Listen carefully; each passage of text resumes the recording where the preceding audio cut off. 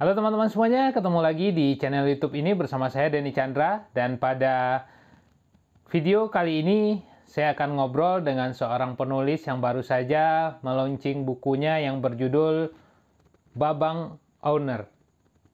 Apa saja yang akan kita obrolin?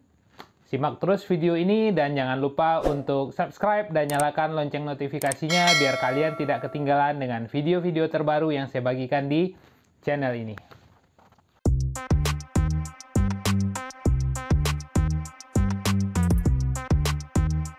Halo Mbak Monit, apa kabarnya?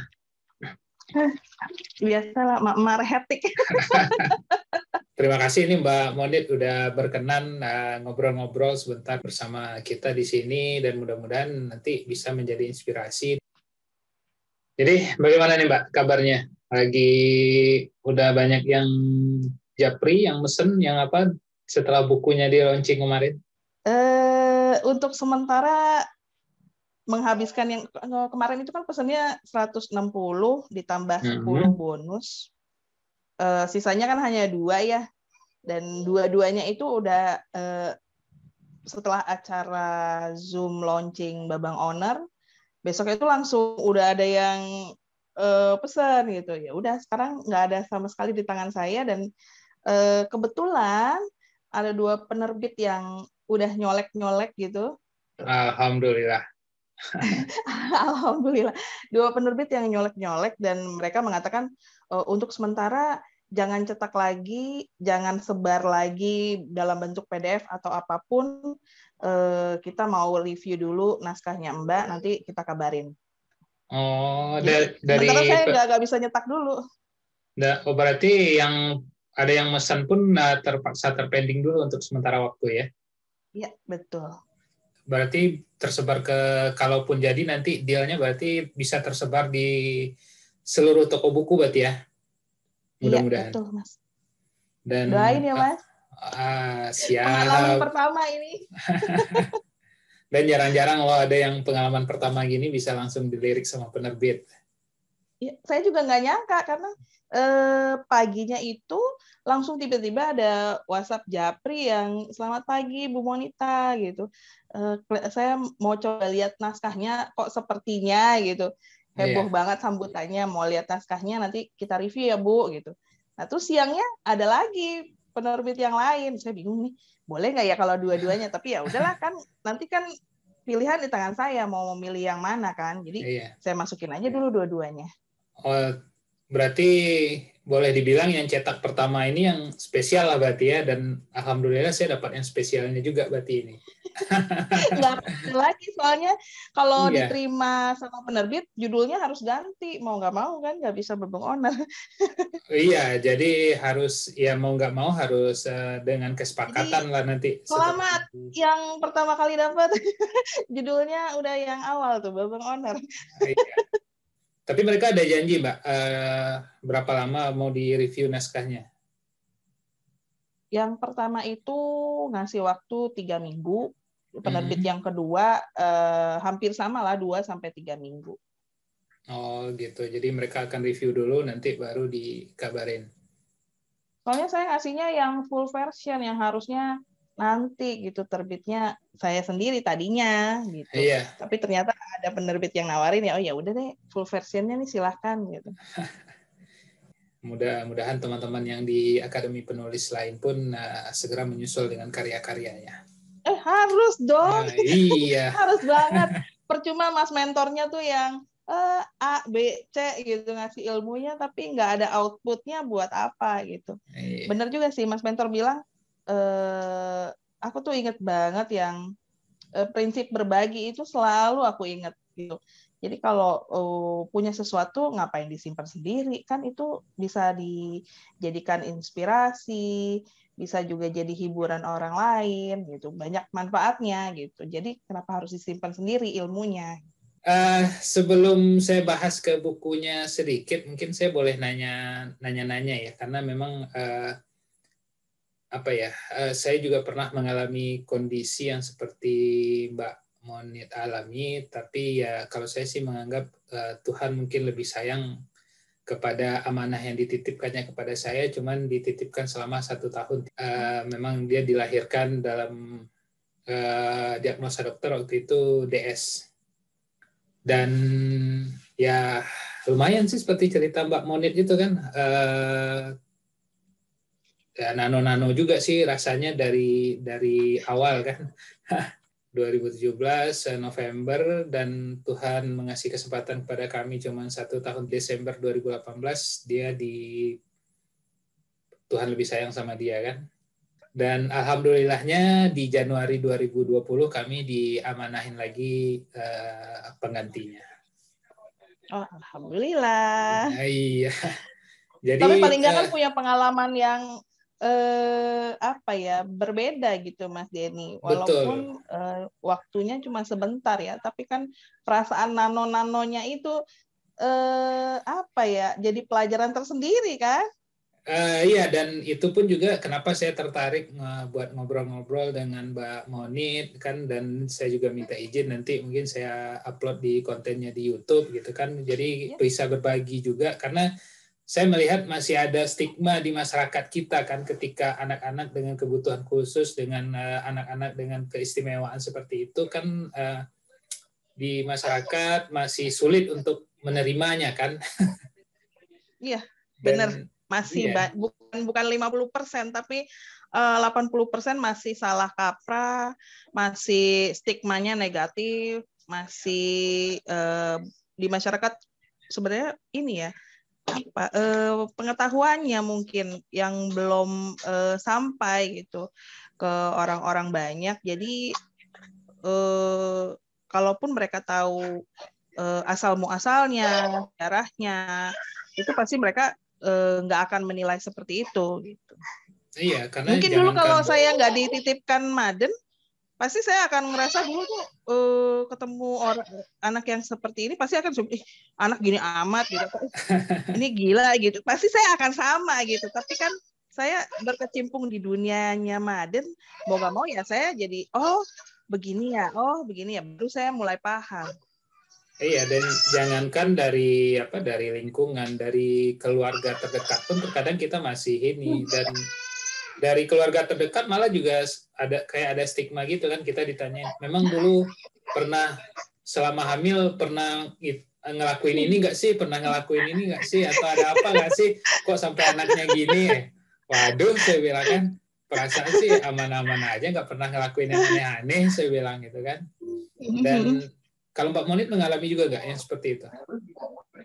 Mengalami pastinya. Mengalami, jelas Mas, nggak mungkin enggak, pasti mengalami. Down-nya kita, dipandang rendahnya kita, gitu. Atau ada pertanyaan justru yang sebenarnya agak menusuk gitu. Ini pasti karena dosa kamu dulu. Ya Allah, karena dosa saya, jadi harus ya nggak mungkin lah, gitu kan. Anak itu kan anugerah, bukan kayak penghapusan dosa gitu kan, bukan gitu. Jadi dibilangnya tuh kayak orang bilang tuh kalau zaman dulu tuh ini loh, kalau tahayul gitu. Iya, dan makanya saya bilang, saya malah sempat ditanya pernah, dulu ketika istri hamil pernah mukul hewan ini enggak, pernah kan dia lewat kuburan enggak, lewat ini enggak gitu, permisi enggak sampai. Waduh, ya ini tahayul yang macam seperti itu gitu. Jadi kesannya apa yang hal salah yang kita lakukan gitu kan dulu dibalasnya ke anak gitu. Iya. Padahal kan nggak seperti itu gitu. Tahayulnya itu nomor 1 kalau di keluarga. Kadang-kadang malah jadi pertanyaannya di luar nalar gitu. Ini ada yang benci sama kalian gitu. Segala santet lah gitu kan. Coba kalau di pihak keluarga gitu itu hal-hal yang tahayul itu bermunculan gitu. Atau saat anaknya sudah besar seperti Maden, penilaiannya tuh yang nakal, songong, nggak tahu sopan santun gitu. Seperti saat kalau bertamu gitu kan, ya namanya anak Iya. yang nalarnya belum jalan ya keliling-keliling rumah orang gitu kan, masuk-masuk, dan hanya masuk cuma jalan aja gitu, nggak yang ngeberantakin atau gimana gitu. Nah dari situ aja di keluarga besar pun ada, nggak hanya di luar dari keluarga. Dan tapi memang ketika di kehamilan memang nggak ada ini Mbak ya, nggak ada dari diagnosa dokter atau apa ketika hamil Nggak nggak ada, periksa, nggak ada ya? nggak ada, aman semua gitu. Bahkan kita tuh ada optimis yang oh ya nanti normal segalanya lancar gitu. Itu benar-benar kita pegang gitu kan. Periksa kehamilan itu kan waktu 3 bulan pertama itu kan sebulan sekali kita rutin, nggak mungkin enggak gitu. Iya. Dan hasil catatan bagus-bagus terus. Nggak tahu kenapa tiba-tiba saat masuk ke 7 bulan itu dokternya kaget sendiri loh, kok ini gini gitu, langsung berkurang air ketubannya gitu kan. Nah Oh, dari itu situ ketika kehamilan di usia 7 bulan ya, air ketubannya seperti cerita di buku itu berkurang ya? iya. Jadi jauh dari HPL, harusnya HPL-nya itu akhir Maret, ini awal Februari sudah lahir. Dan ketika mengetahui karena bahwa Maden ini istimewa dan perlu perhatian yang khusus itu, apakah dari lahir itu udah ketahuan kalau di Mbak Monit? Kalau dari lahir itu lebih ke alasan medis ya, karena lahirnya kurang dari bulan. Kalau untuk diagnosa autismnya itu dimulai saat usia 2 tahun. Saat temennya udah mulai babbling ya, kan udah mulai ba atau gak, ini enggak sama sekali. Bahkan untuk ketakutan akan suara atau benda-benda itu lebih parah gitu daripada sebelum-sebelumnya. Nah, dari situ kita bawa nih udah nggak bisa bicara gitu kan, babbling atau apapun tuh nggak sama sekali gitu. Ya bawa ke tumbuh kembang. Nah dari situ ke diagnosis kalau dia ASD. Dan kalau seperti yang di awal tadi, kalau tanggapan keluarga itu sampai kapan ininya? Apakah sampai sekarang masih ada yang tanggapan negatif kayak gitu? Untuk keluarga sih saat ini udah nggak ada ya Mas, karena udah lihat hasilnya gitu. Nggak ada apa-apa, mereka hanya butuh waktu lebih lama dari anak biasanya, itu doang kok gitu. Kayak misalkan anak yang biasanya yang ordinary gitu bisa bicara usia 3 tahun, paling enggak mama atau papa itu pasti ada gitu kan ya, nggak perlu waktu berbulan-bulan gitu. Biasanya muncul sendiri atau bisa nunjuk-nunjuk barang, terus bisa melihat mata kita gitu kan kalau saat mau nunjuk apa gitu. Saya ngalamin sendiri dengan adiknya Maden yang 2 tahun, usia 1,5 tahun aja dia udah bisa ngajakin kita terus nunjuk sambil melihat mata kita gitu kan. Seakan ngasih tahu, itu aku mau itu gitu.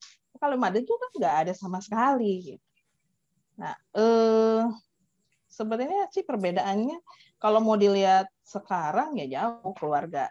Karena ngelihat Maden sekarang itu kan berbeda jauh dengan yang dulu. Jangankan keluarga, teman-teman yang satu sekolah pun mereka bilang, kok jauh banget gitu perbedaannya Mbak waktu sama TK atau playgroup dulu. Ya saya bilang, ya itu cuma butuh konsisten sama waktu doang, sama kasih kesempatan gitu. Jangan apa-apa langsung ada yang makannya berantakan gitu. Itu kan yang bikin down gitu kan ibunya atau orang yang ngasuhnya gitu kan. Kita cuma butuh oh iya bagus, support gitu, paling nggak usah. Kalaupun nggak support ya udah tahan mulutnya gitu, jangan mereka cuma butuh waktu dan kesabaran doang kok gitu, dengan dibandingkan yang anak ordinary gitu doang. Iya. Istilahnya ya terpaksa sebagai orang tua kita harus lebih bersabar dan lebih justru dengan keadaan seperti itu kita pun sebagai orang tua ya jadinya jadi rasa keingintahuan kita dalam mendidik anak itu justru di situ kita belajar lagi. Mungkin kalau nggak dikasih yang kayak gitu, kita juga nggak bakalan belajar sedetail itu kali. Kalau di kami sih itu yang kami rasakan. Mungkin sama kali di Mbak Monit ya. Sama Mas Denny. Yeah. Sama. Yeah, kalau enggak, saya nggak akan tahu. Oh harus begini ya. Oh harus butuh waktu seperti ini ya gitu. Yeah. Atau sayanya harus menahan diri sedemikian rupa ya gitu. Nah itu kan satu pelajaran sendiri gitu. Jadi saya tuh jadi pengamat kan. Saat dia terapi kan paling cuma seminggu sekali. Mau dapat apa sih kalau nggak diulang di rumah gitu. Jadi kalau terapinya seminggu sekali, ya di rumah ya diulangnya setiap hari gitu dengan gerakan yang sama, dengan kartu-kartu belajar yang sama. Gitu. Nah dari situ saya ngerasa, oh iya ya, berarti ini kuncinya di saya, bukan di terapisnya atau di psikolognya. Termasuk ketika itu ya, kalau saya baca kan di buku Babang Owner itu kan awalnya Mbak juga boleh dibilang sebagai wanita pekerja ya, yang bekerja. Tapi waktu Maden lahir darurat itu saya udah langsung memutuskan untuk nggak bekerja, Mas. Jadi benar-benar jadi kayak dipecat, bukan dipecat, tapi mengundurkan diri dengan tidak hormat gitu. Saya masih terima gaji apa ya dibilangnya itu maternity hamil gitu. Iya, cuti melahirkan itu, ya. Saya masih cuti melahirkan, saya masih terima gaji 3 bulan. Sesudahnya saya langsung ini gitu mengundurkan diri secara tidak hormat gitu kan. Nggak bisa kayaknya. Aduh, keadaan Maden gini gitu, rentan banget gitu. Masuk ASI aja muntah, terus dengar suara apa-apa pun, kita batuk pun atau kita nafas pun dia responnya nangis gitu. Gimana saya titipin ke orang? Nggak mungkin. Jadinya akhirnya ya itu berhenti secara tidak hormat semenjak Maden lahir. Jadi ketika dia lahir mungkin karena dia lahir dengan keadaan darurat seperti itu, walaupun tapi saat Mbak berhenti belum terdeteksi yang autismnya belum terdeteksi kan ya? Belum ya. Masih hanya disarankan untuk baby gym. Jadi gerakan-gerakan untuk meningkatkan saraf aja. Tapi ya mungkin udah ya Tuhan udah memberi isyarat atau apa juga menggerakkan bisa hati jadi, sama ibu kali ya. Cuman sayanya belum aware aja bisa jadi. Iya. Cuman sayanya belum aware dan mungkin saatnya waktu zamannya Maden tuh belum ilmunya tuh belum segencar sekarang. Kalau sekarang kan udah ada lembaganya, udah ada banyak buku pengetahuan tentang autism sendiri gitu kan, dan tempat-tempat terapi juga nggak seperti dulu. Kalau sekarang saya lihatin tuh di sini ada, di situ ada gitu. Beda kalau dulu kan cuma satu tempat tok itu aja gitu, nggak banyak seperti sekarang. Atau bisa jadi mungkin karena dulu kita nggak terlalu ngeh kali ya. Jadi sekarang karena memang udah mendalami di situ, kita karena udah istilah orang bilang celahnya itu kita udah tahu ya. Makanya fokus kita udah di situ, makanya secara itu kayak bermunculan saja jalan-jalannya itu bisa jadi juga kan. Tapi kalau menurut Mbak sendiri pengaruh nggak ketika misalkan nih ada di luaran sana orang tua yang dengan kondisi anak seperti itu mungkin semacam berkaca di pengalaman Mbak sendiri, apa sih yang harus mereka fokuskan, mereka lakukan gitu? Kan banyak yang nggak siap juga seperti yang kita bilang tadi kan. Yang paling utama sih ikhlas nerima dulu aja, Mas. Soalnya kadang masih banyak denial. Jadi ngerasa ya udah emang anak umur segitu ya begitu kayak gitu, atau ya udah orang masih kecil, masih bayi ini mau ekspektasinya mau kayak gimana sih gitu. Jadi kan tanda-tandanya itu kan udah kelihatan gitu kan. Seperti gejala pertama tuh suka benda berputar aja yang sampai dipantengin berjam-jam, itu kan udah pertanda gitu. Atau dia nangis untuk satu hal yang nggak masuk akal juga, itu kan pertanda. Atau bisa juga kesulitan tidur saat malam. Nah, itu juga pertanda. Ya itu kesulitan tidur malam, padahal sebenarnya istirahatnya cukup siang. Terus kegiatan aktivitas siangnya tuh sudah sangat menguras tenaga gitu kan, main sepeda lah, atau kereta-keretaan atau lari-larian, pokoknya hiperaktif banget. Tapi kalau sampai jam 10, jam 11 belum ngantuk, itu kan berarti ada tanda-tanda gitu kan. Atau sampai jam 12 masih segar-bugar. Atau jam 3 lah mau main sepeda gitu kan. Nah itu itu kan tanda-tanda. Iya. Jadi tetap ini ya keikhlasan dan kerelaan dari orang tua untuk menerima kondisi seperti itu yang utama menurut berdasarkan pengalaman Mbak Monit ya. Karena kalau udah ikhlas, otomatis ngejalaninnya tuh lebih mudah. Soalnya bakalan capek banget di awal gitu. Kalau udah terapi seminggu sekali, terus kita harus ngulangin sendiri di rumah. Itu kan capek dan nguras tenaga. Belum lagi emosinya harus kita redam dengan kayak gini aja nggak bisa gitu kan. Karena gemes-gemes gimana gitu. Nah itu kan jadi nahan diri gitu kan, aduh sabar begitu udah lihat hasilnya ya udah kesabaran kayaknya ya. Kesabaran. Kalau fokus seperti yang Mbak Monit ambil misalkan ya karena memang kondisi anaknya seperti itu, ya mau nggak mau orang tuanya salah satu harus harus mengalah untuk fokus ke anak. Bagi kan banyak juga nih yang bekerja dua-duanya. Itu pengaruh juga nggak, Mbak? Pengaruh ya. Buat saya pengaruh banget. Soalnya beberapa teman yang dulu satu TK dengan Maden itu jauh banget gitu perkembangannya, agak-agak ketinggalan. Dan sebenarnya kalau boleh dibilang sih ibunya sekarang nyesel gitu, kenapa nggak break dari dulu langsung dia tangani sendiri gitu, bukan diserahin ke si Mbak, walaupun dalam pantauan omanya, tapi akan beda hasilnya. Karena kan kalau dari hati itu kan anak-anak seperti ini tuh perasa lebih peka dan sensitif berarti ya untuk perasaannya sendiri dia ya. Ya kita ninggiin suara aja dia udah kayak mau ngapain, padahal manggil tukang somai. Untuk ininya suka dukanya ketika dari awal itu seperti apa, Mbak? Ada pernah misalkan merasa beratkah atau terkadang sempat kepikiran kayak bisa jadi kayak putus asa atau apa? Mbak pernah kepikiran kayak gitu nggak sih? Pernah, tapi jangka waktunya move on-nya cepet banget, Mas. Paling hitungan hari. Mungkin karena karena udah mengikhlaskan dan menerima seperti itu kali ya, lebih cepat move on-nya.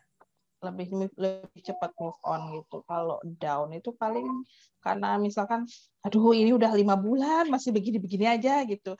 Atau ya ampun ini udah bulan masih begini-begini aja gitu. Itu kayak yang hopeless, tapi entah kenapa begitu hopeless tuh kayak nggak mungkin nih. Yang ini, yang kemarin aja bisa, masa yang lebih naik satu level doang aja nggak bisa gitu kan. Dari situ, oh ya udah. Ya itu bener sih. Ikhlas dulu biar move on-nya kalau sewaktu-waktu down karena kita hopeless atau karena kita dengar omongan negatif orang, lebih cepat move on. Kalau awal mengetahui itu, kalau tanggapan dari suami sendiri gimana, Mbak? Ya, jujur aja ya, kalau pas suami itu orangnya nggak neko-neko gitu, jadi lebih dibebankan ke saya kayaknya. Ya, maksudnya kan nggak ada kayak apa, kan ada juga sebagian orang yang menyalahkan salah satu pihak gitu kan. Tadinya Mas, gitu. Tadinya tuh mikirnya gini, kok nggak ada ya keturunan di keluarga aku yang begitu. Ini emangnya penyakit keturunan gitu kan bukan gitu. Iya. Itu pernah sempat selek dengan kata-kata itu gitu loh. Tapi paling enggak aku kasih tahu ilmunya, aku kasih tahu catatan-catatan yang aku punya, dan kita ngomong berdua. Nah dari situ dia oh iya ya gitu, benar juga ya gitu. Jadi kebuka pikirannya. Jadi sebenarnya sih ya itu kalau kita udah ikhlas, neranginya enak gitu. Tadinya Mas nggak ada itu di keluarga aku keturunan begitu. Emangnya emangnya di keluarga Iya, saya betul. juga ada keturunan Iya. begitu. Ngomong-ngomong masalah bilang keturunan seperti itu ya, kami pun sempat itu pas ini nanya ke dokter kan. Ya nanya kita sebagai orang awam lah yang awalnya nggak tahu kan, sempat nanya juga ke dokter, dok ini keturunan nggak sih dok gitu kan, karena dari keluarga kami dua-duanya, di keluarga istri dan keluarga saya juga nggak ada yang seperti ini gitu kan. Ya dokter jawab sih ya ini kejadiannya 1 dari 1000 kelahiran kata dia, dan kami pun nggak bisa, kita pun sebagai di kedokteran pun nggak bisa memprediksi, bukan penyakit keturunan bukan apa.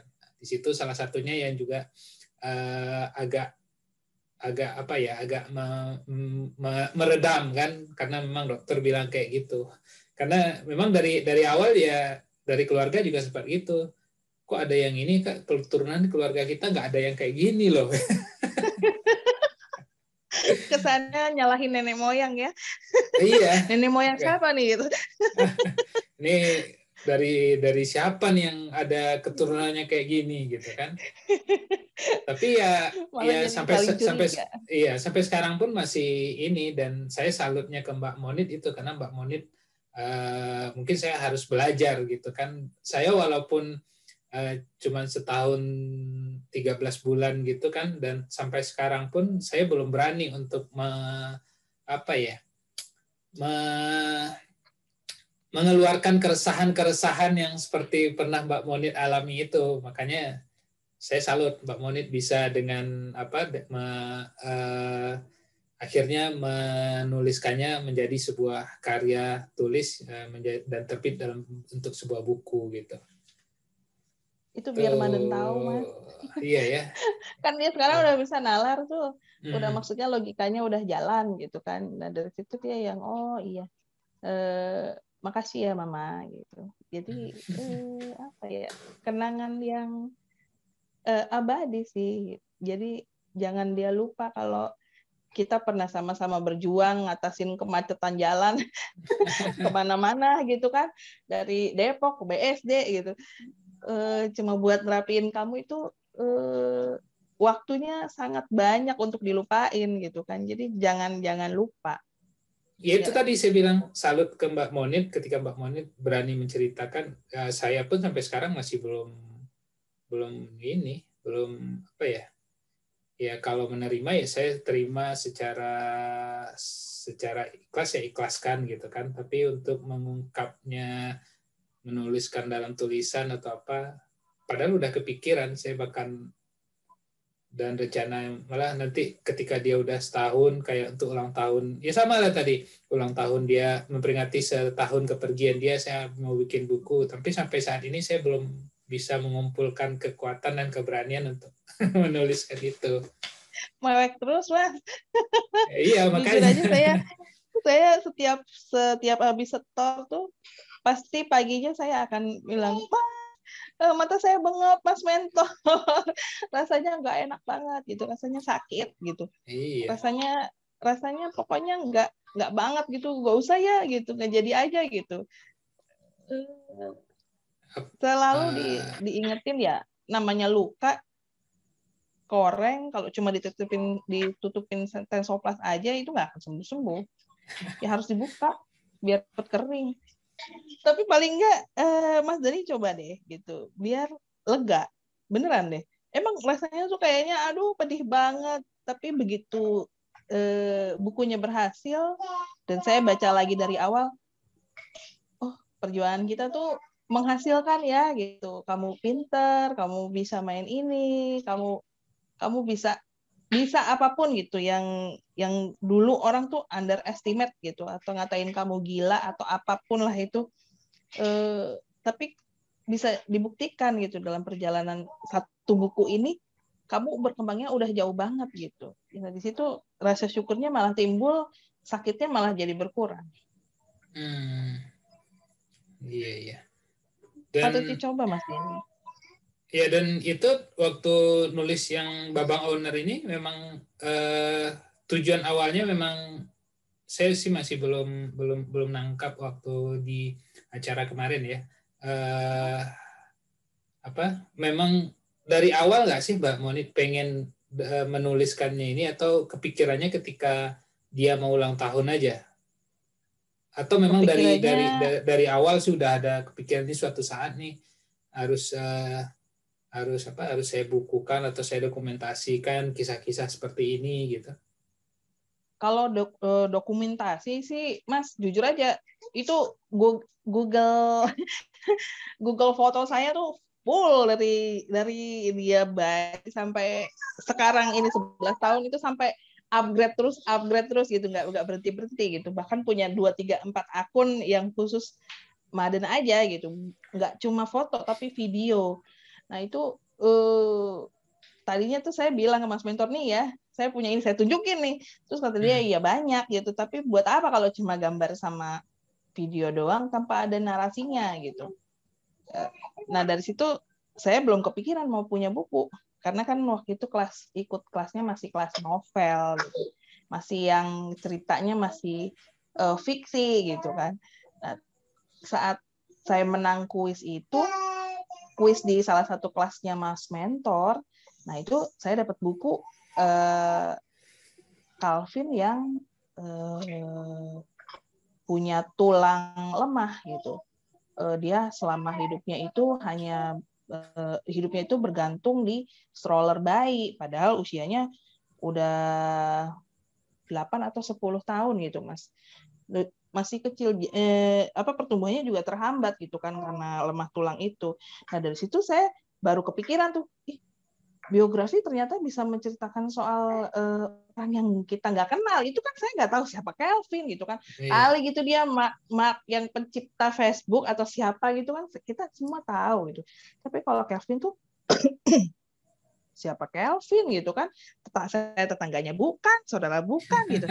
Tapi kok bisa jadi buku, seru banget sih. Nah itu saya iseng-iseng nanya sama Mas Mentor, Mas ini seru banget sih bukunya, bikin saya terharu biru gitu. Walaupun si Calvin ujung-ujungnya di ujungnya itu meninggal, tapi bisa dijadiin buku sama orang tuanya gitu kan, perjalanan dari lahir, operasi sekian kali gitu, terus omongan-omongan negatif orang itu ada semua di buku itu gitu, tersimpan rapi berikut beberapa dokumentasi yang ada di buku itu.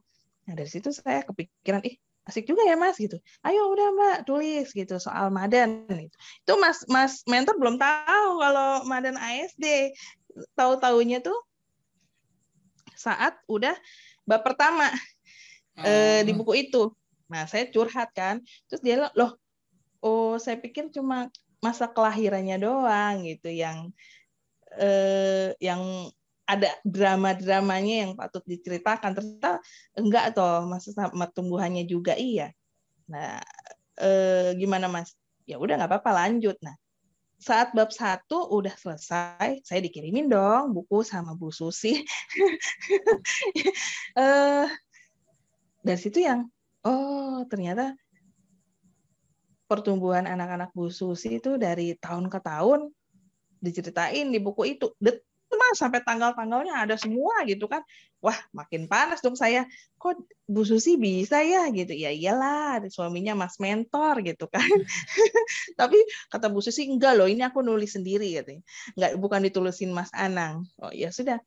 Dari situ saya yang makin menggebu. Oke deh, bikin buku. Nah, itu belum kepikiran kalau buat ulang tahunnya Maden. Nah, saat ngambil mentoring privat bulan November, baru deh saya 2020 ya? 2020, ya. November 2020, baru saya kepikiran, Mas, keburu nggak sih sampai Februari? Kenapa memang gitu? Ya itu, Maden ulang tahun Februari. Saya ini biasanya kalau ngasih tuh Lego gitu kan. Lego, kalau enggak jalan-jalan mana gitu kalau hadiah ulang tahun. Nah, saya pengen sesuatu yang beda gitu kan. Buku paling enggak saya jadi punya kegiatan lain gitu selain ngasuh dia. Malam tuh paling enggak saya punya hal yang bisa saya keluarin unek-unek gitu kan, dibandingkan cuma nangis-nangis terus mimpi buruk doang gitu. Paling enggak jadi tulisan, keburu kata dia. Ya udah, saya lanjutin tuh. Tadi awalnya emang sebenarnya nggak ada mau bikin buku, Mas. Itu karena dapat hadiah buku Calvin itu, saya baru yang merasa oh iya ya, ternyata untuk orang biasa seperti kita ini bisa kok bikin biografi. Dan dapat buku Calvin hadiah dari Akademi Penulis itu di tahun berapa? 2020. Saat pandemi, Mas. Oh. Kalau nggak salah itu bulan Agustus, saya terimanya itu September. Tapi sebelumnya Mbak Monit memang suka nulis kah, atau memang ada hobi nulis atau apa sebelumnya? Atau memang ada bekerja? Mas. Nggak ada ya? Hobi nulis nggak ada. Tapi kalau curhat di sosmed sering. Ketemu dan kenalnya dengan Mas Anang atau komunitas Akademi Penulis ini gimana? Kalau berteman dengan Mas Anang itu sebenarnya jauh sebelum Maden lahir justru. Gitu. Kayaknya saat saya masih kerja deh itu, ya biasalah kalau di Facebook itu kan ya siapa aja dulu kan ya, waktu Facebook pertama kali keluar mah ya friend aja sama siapa aja. Saya nggak tahu kalau salah satunya itu Mas Anang gitu. Waktu itu saya masih kerja dan Mada juga belum ada. Nah di situ saya lihat Mas Anang udah punya buku kerja dari rumah, emang kenapa gitu kan? Terus oh ini penulis, ya udah gitu. Cuma sekedar tahu itu aja gitu.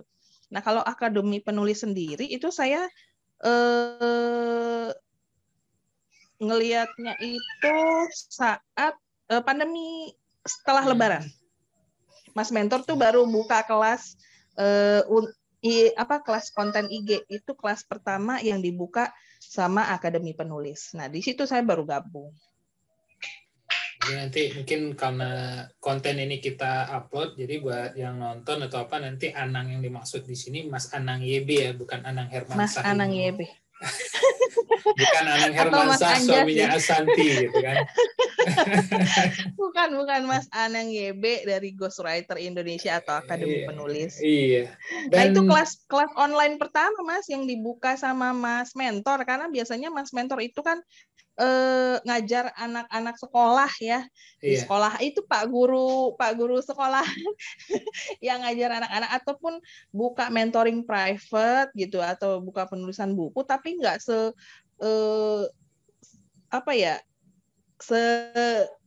sebesar sekarang.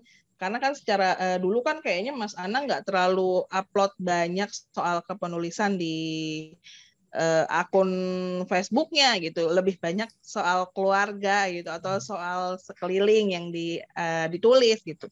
Nah ini kan tiba-tiba ada kelasnya ya, oh why not saya coba gitu, pas lagi kita di rumah aja nggak bisa kemana-mana gitu kan, lagi pandemi, pas banget juga bisa online di mana aja kapanpun tanpa harus saya Zoom kayak gini gitu. Nah oh ya saya mesti gabung dong, buat apa ya, awalnya itu cuma buat happy hore doang. Biar pengen tahu apa sih gitu. Mungkin ya dulu kenapa Mas Anang mungkin udah banyak juga kegiatan dia, tapi karena dulu masih offline, beliau masih warawiri ngasih buka kelas di sana di sini di sana, jadi mungkin yang nggak terekspos secara online, dan online ini mungkin karena pandemi nggak bisa kemana-mana, akhirnya ya mungkin seperti itu juga sih. Online-nya penuh gitu. Karena nggak bisa kemana-mana, akhirnya ya begitu mungkin kali. Mas Anang mohon maaf kalau salah ya. Tapi emang bener loh Mas Denny. Karena kan biasanya Mas Anang itu bukan tipe yang online, yang offline. Aku tuh taunya dari Bu Susi saat cerita kok bisa ngebut gitu kan, bikin web untuk ngajar online itu kan ya elah, Mas Anang kan bukan programmer ya gitu. Tapi bisa langsung jadi gitu kan. Itu gimana Bu? ya ini karena terpaksa terpaksa karena nggak biasanya itu ngajar kan langsung di depan face to face gitu kan dengan murid-murid, ini tiba-tiba harus online, nggak mungkin via WhatsApp video banyak, itu kan nyita kuota banget. Jadinya eh, aku salut banget sama Mas Mentor dalam waktu singkat bisa ngeluncurin web belajar secara online yang bisa diakses di mana aja gitu. Dan boleh juga itu nanti kita kulik dari Mas Anang ya. Mungkin kalau Mas Anang berkenan nanti kita kulik lagi di sini nih. Harus itu Mas Denny. Iya, bikin video harus ngobrol dipepet sama terus Mas kalau Anang Mas gitu. Anang. Ya, jadi karena ada hikmah tersendiri juga pandemi kayak gini ya. Jadi dari situlah dari awalnya Mbak Monit tertarik untuk ikut kelas ya. Mungkin kalau nggak pandemi belum masih curhat di medsos juga kali. Iya, gitu deh Mas. Saya tuh sampai bilang gini ya, Mas Mentor, saya mau bikin buku buat nanti Madun ulang tahun, tapi saya nggak bisa nulis. Saya tuh sampai dikasih screenshot gitu kan, Mbak, IG Mbak itu isinya tulisan semua. Yang di mana gitu kan, yang dibilang bukan tulisan gitu. Ya saya pikir kan ya tulisan itu kan kayak sastra gitu loh, puisi-puisi, kata-katanya bagus gitu kan, mana saya tahu kalau ternyata nggak serumit itu gitu. Setiap penulis punya apa ya, tuturnya masing-masing. Ada yang tuturnya sastra banget, ada yang gaul banget pakai gue lu gitu, di bukunya juga ada gitu kan. Jadi sebenarnya dibalikin lagi ke penulisnya mau bertutur seperti apa dalam tulisannya. Nah, Mas Denny ditunggu bukunya.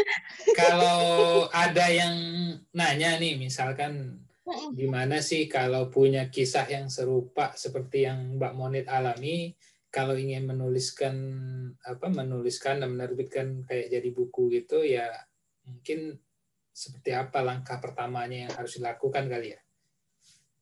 Saran saya sih yang paling utama banget itu berkumpulnya sama orang-orang yang positif.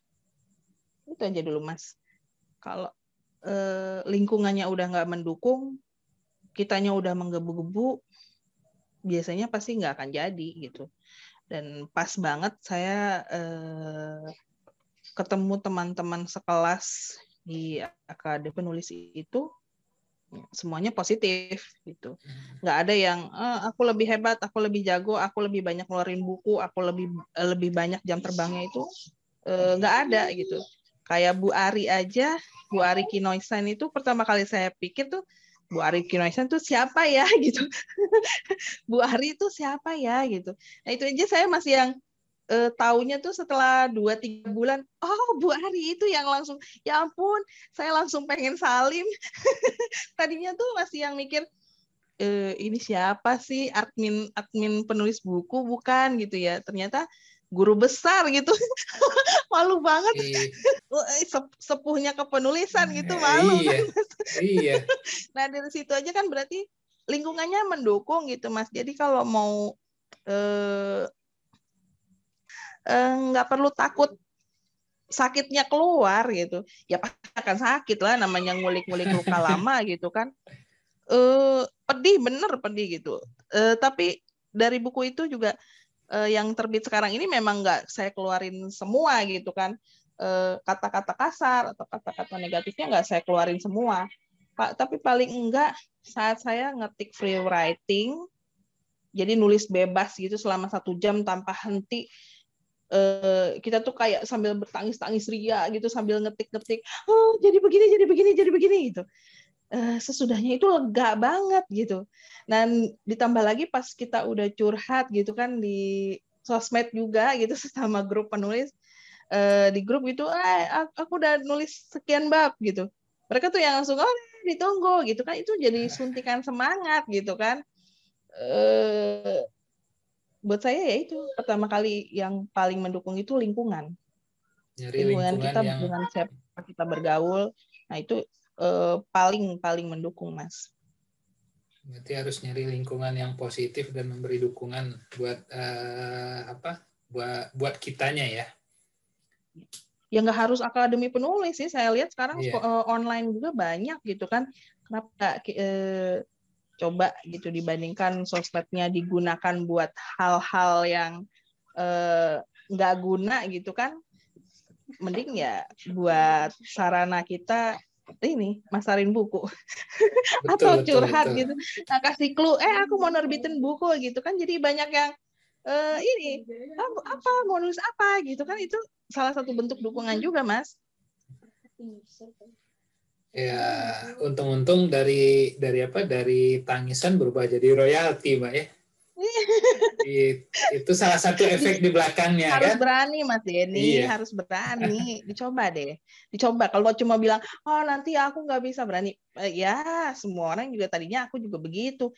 Ini orang tuanya Kelvin yang di buku Kelvin dengan stroller itu gimana rasanya ya, dia nyeritain lagi rangkaian operasi itu, rangkaian malam-malam yang harus dilewatin itu untuk jadi tulisan seperti ini gitu kan. Tapi pas saya coba sendiri, ya cuma sakit sedikit, abis itu udah lega. Oke, baik. Terima kasih Mbak. Nggak terasa nih udah 1 jam kita ngobrol. Apa mau dibikin 2 jam? Satu paling Mbak, apa yang terakhir. Tadi kalau yang untuk yang mau menuliskan kisahnya kan udah ya. Satu closing statement dari Mbak Monit buat para orang tua, buat teman-teman kita yang di luar sana yang dianugerahi atau diamanahkan anak-anak dengan kebutuhan khusus seperti itu, apa yang ingin Mbak Monit sampaikan kepada mereka? Karena ya seperti kita bilang tadi, masih banyak stigma-stigma negatif tentang anak-anak seperti itu kan di luar sana. Silakan Mbak. Ya, pertama saya akan ngucapin selamat pastinya buat orang-orang orang tua yang mempunyai anak berkebutuhan khusus. Karena berarti mereka orang tua pilihan atau orang tua istimewa yang mungkin nanti kesabarannya itu melebihi daripada orang lain. Beneran deh Mas Denny. Saya akan ngucapin selamat, kamu orang tua terpilih. Nggak semua orang tua akan dititipkan anak yang istimewa seperti ini. Jadi buat saya, semoga orang tua yang mempunyai anak kebutuhan khusus ini bangga. Bangganya kenapa? Karena kita nggak pernah tahu di balik keistimewaan anak-anak ini tuh Tuhan punya rencana apa. Bisa jadi ya seperti saya sih, Mas Denny, bukan ngebanggain diri sendiri gitu. Tapi paling enggak yang saya tahu ternyata saat buku ini launching, feedback ke saya adalah anak saya sih sebenarnya nggak ABK, Mbak Monit. Tapi saya jadi terinspirasi semangatnya kalau kita mau buat sesuatu untuk anak itu jangan separuh-separuh, sepenuh hati gitu kan. Kayak misalkan aku nganterin terapi ya sepenuh hati gitu, jangan nganterin doang tapi jiwanya kemana-mana gitu kan. Atau kita nganterin les piano ya sepenuh hati gitu, jadinya kan jadinya tuh bulat utuh gitu. Jangan cuma nganterin doang terus anaknya les, ibunya asik kemana gitu. Paling nggak dampingin. Itu buat saya sih, saya mau ucapin selamat karena berarti mereka orang tua pilihan. Oke, baik. Terima kasih Mbak Monit. Dan ada satu dari kata-kata Mbak Monit yang ketika Pak launching buku kemarin juga saya sangat suka sekali dengan kata-kata itu, yaitu anak-anak itu mereka tidak ada yang tidak normal. Mereka normal tapi dengan caranya sendiri-sendiri. Seperti itu kan Mbak ya? Oke, baik. Terima kasih Mbak Monit atas waktunya dan semoga sukses dengan buku yang mau diterbitkan sama penerbit yang major tadi dan beredar di seluruh Indonesia. Amin. Dan ditunggu karya-karya selanjutnya. Siap, Mas. Mungkin Oke. next itu akan berhubungan dengan homeschooling. Oke, siap. Kita tunggu. Oke, terima kasih Mbak Moni. Selamat malam ya. Terima kasih sekali lagi. Ya, terima kasih Mas Denny. Ya, salam buat suami, buat Maden, sama buat Una. Ya. Oke, selamat malam. Salam juga buat keluarga ya Mas. Terima kasih. Ya. Oke teman-teman semuanya, itu tadi perbincangan kita dengan Mbak Monita yang merupakan penulis dari buku yang berjudul Babang Owner. Semoga apa yang kita obrolin tadi ada manfaatnya dan bisa memberikan inspirasi kepada teman-teman semuanya. Dan bagi teman-teman yang berminat untuk memiliki dan membaca buku Babang Owner ini, untuk sementara mungkin harus bersabar dulu seperti yang dibilang oleh Mbak Monita tadi, karena saat ini naskahnya sedang direview oleh salah satu penerbit untuk diterbitkan secara mayor dan dapat beredar di seluruh toko buku yang ada di Indonesia. Kita doakan saja semoga prosesnya berjalan dengan cepat dan lancar, sehingga teman-teman semua yang berminat untuk memiliki dan membaca buku ini bisa mendapatkannya di toko buku terdekat. Oke, dan jangan lupa untuk bantu like, share, dan komen channel YouTube ini. Dan teman-teman juga bisa follow saya di Instagram @dennychandra. Terima kasih atas perhatiannya dan sampai bertemu di video-video berikutnya.